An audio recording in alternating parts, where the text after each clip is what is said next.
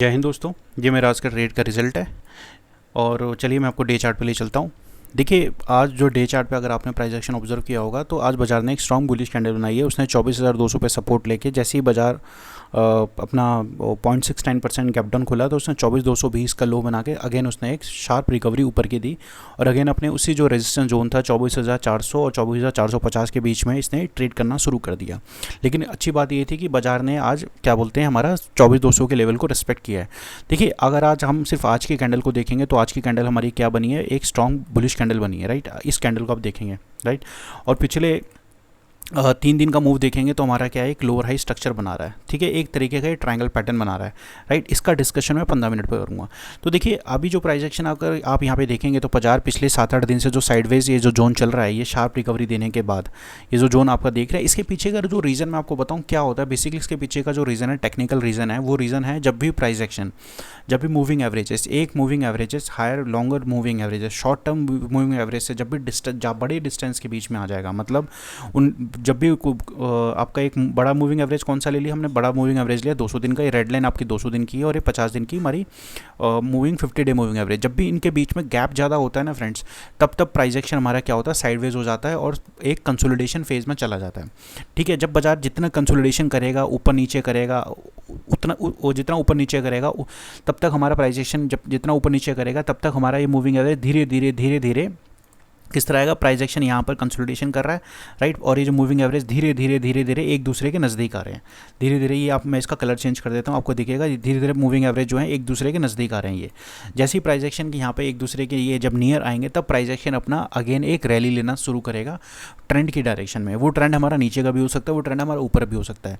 तो मेरा जो लॉजिक था, रीज़न था, वो ये था कि ये जो कंसोलिडेशन हो रही है रेजिस्टेंस जोन पर, अगर आप यहाँ पे चार्ट पे देखेंगे, इसके पीछे का जो मेन जो रीज़न है वो है एक शार्प रिकवरी, बाजार की एक शार्प रिकवरी, अनयूजुअल रिकवरी और एक मूविंग एवरेज का डिफरेंस, ठीक है। आज बुलिश कैंडल बनाइए। चलिए हमें एक्सपायरी वाले दिन क्या लगता है, मैं 15 मिनट के चार्ट पे ले चलता हूँ। देखिए 15 मिनट के अगर चार्ट पे देखेंगे मार्केट ने क्या किया, यहाँ पे सपोर्ट जो हमने कल अपना सपोर्ट रेजिस्टेंस डिस्कस किया था मार्केट में कल के वीडियो में, 24,200 एक इंपॉर्टेंट जोन था। देखिए आज यहाँ पे इसने क्या किया, एक डबल बॉटम बनाया। डबल बॉटम बनाने को एक शार्प रिकवरी दी, अगेन इसने लोअर हाई स्ट्रक्चर के साथ यहाँ पर ट्रेड करने लगा। कौन सा, हायर लो स्ट्रक्चर बनाया इसने, हायर लो स्ट्रक्चर बनाया और लोअर हाई स्ट्रक्चर बनाया। बेसिकली ये एक बुलिश स्ट्रक्चर माना जाता है।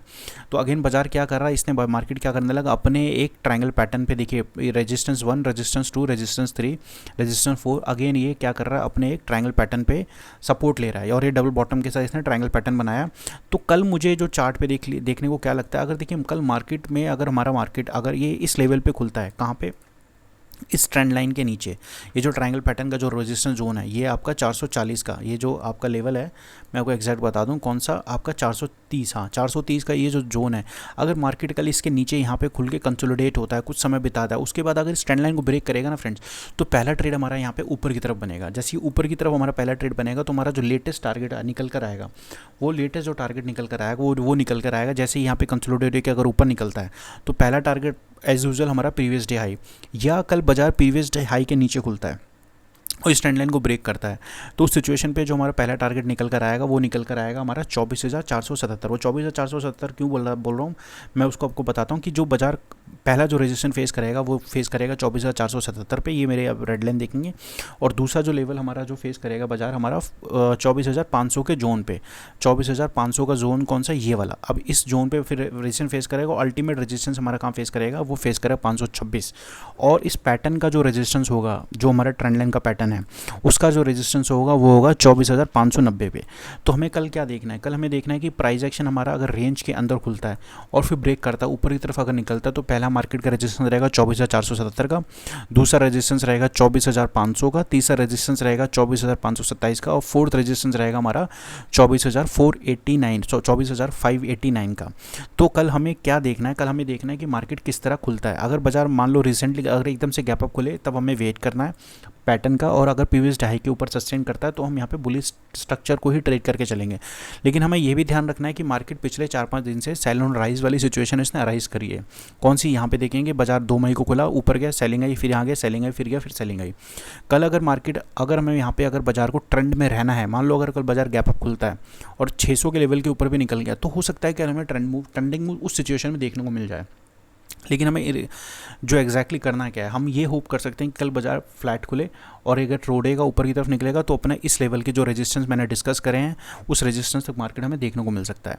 और दूसरी सिचुएशन क्या है कि नीचे का ट्रेड, देखिए नीचे चार्ट पे देख के मैं बोलूँगा कि नीचे हमें कब तक अब बाजार को नहीं देखना, कब तक बाजार हमारा ट्रेंड चेंज नहीं करेगा नीचे का, जब तक वो अगेन बाजार 24,200 के नीचे नहीं निकलता, क्योंकि इसने एक 24,200 का स्ट्रॉन्ग सपोर्ट बता दिया है और उसके बाद जो इनसाइड सपोर्ट है ये किसी काम के नहीं, इररेलेवेंट है, मार्केट को जनरली ये साइडवेज लेके जाएंगे। ठीक है, इंपॉर्टेंट क्या है नीचे की तरफ 24,200। और दूसरा अगर हम इसका निफ्टी का हिस्टोरिकली प्राइस एक्शन की बात करें तो जनरली क्या होता है ना, एक्सपायरी वाले दिन market most of the cases में साइडवेज रहती है। हो सकता है कि कल बाजार साइडवेज देखने को मिल जाए, क्योंकि जिस हिसाब से आज इसने मोमेंटम दिया है ऊपर का भी नीचे का भी, तो देख के हो सकता है कि कल प्राइस एक्शन हमारा कल के हाई और कल के लो पे ट्रेड करे या कल के हाई पे एक फेक मूव दे।